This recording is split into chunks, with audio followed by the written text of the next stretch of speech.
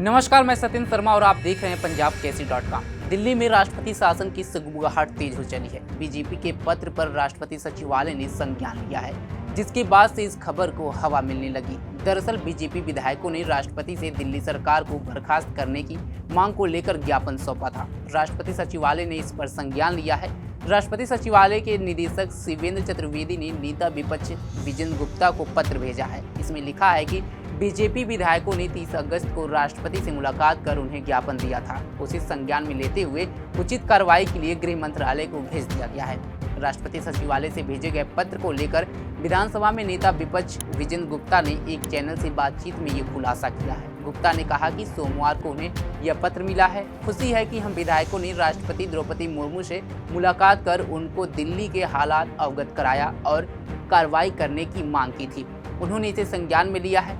विपक्ष का मानना है कि राजधानी में संवैधानिक मूल्यों और लोकतांत्रिक मानदंडों और अधिक पतन को रोकने के लिए राष्ट्रपति का तत्काल हस्तक्षेप महत्वपूर्ण है। दिल्ली विधानसभा के नेता प्रतिपक्ष विजेंद्र गुप्ता ने कहा कि आम आदमी पार्टी सत्ता में रहने का नैतिक अधिकार खो चुकी है और दिल्ली की जनता द्वारा दिए गए जनादेश को इसने धोखा दिया है। हमने राष्ट्रपति से इस सरकार को बर्खास्त करने और दिल्ली में संवैधानिक व्यवस्था बहाल करने के लिए तत्काल कार्रवाई करने का आग्रह किया था। इस मुद्दे पर बीजेपी विधायक अजय महावर ने कहा कि मुख्यमंत्री अरविंद केजरीवाल के जेल में होने से जिस तरह दिल्ली वालों को परेशानी उठानी पड़ रही है, हमने राष्ट्रपति से मुलाकात कर इस समस्या का समाधान करने की मांग की थी।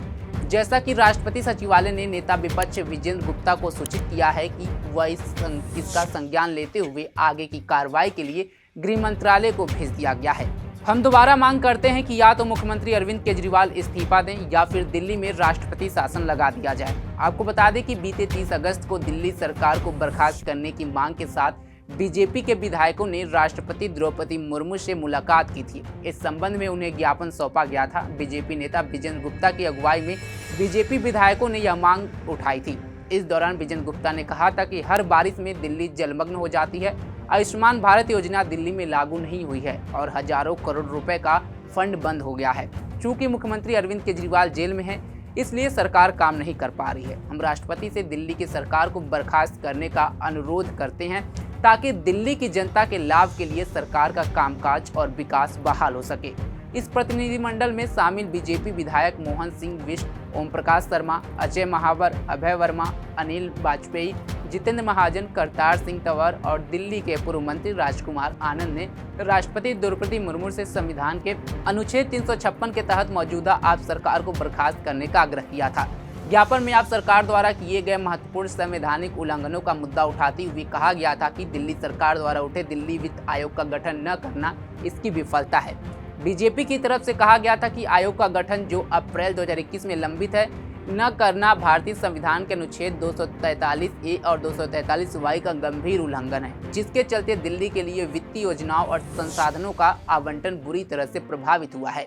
विशेष रूप से दिल्ली नगर निगम पर इसका व्यापक असर पड़ा है। इसके अलावा दिल्ली सरकार CAG की 11 रिपोर्ट्स को विधानसभा के सदन पटल पर रखने में बार बार विफल रही। महत्वपूर्ण सूचनाओं को दबाने में न केवल पारदर्शिता बाधित होती है, बल्कि सरकार के क्रियाकलापों और खर्च के ब्यौरे की उचित जांच न हो पाने से इसके वित्तीय औचित्य पर भी गंभीर सवाल उठते हैं। लेकिन जिस तरह से दिल्ली में अब राष्ट्रपति शासन की सुगबुगाहट तेज हो चली है, देखना होगा कि गृह मंत्रालय भेजे गए नोटिस पर क्या प्रतिक्रिया देता है। उसके बाद आगे की कार्रवाई राष्ट्रपति किस तरह से करती हैं। खैर, इस खबर पर आपकी क्या राय है, कमेंट बॉक्स में जरूर बताएं। तमाम खबरों के लिए जुड़े रहे हमारे साथ और देखते रहें पंजाब केसरी .com। धन्यवाद।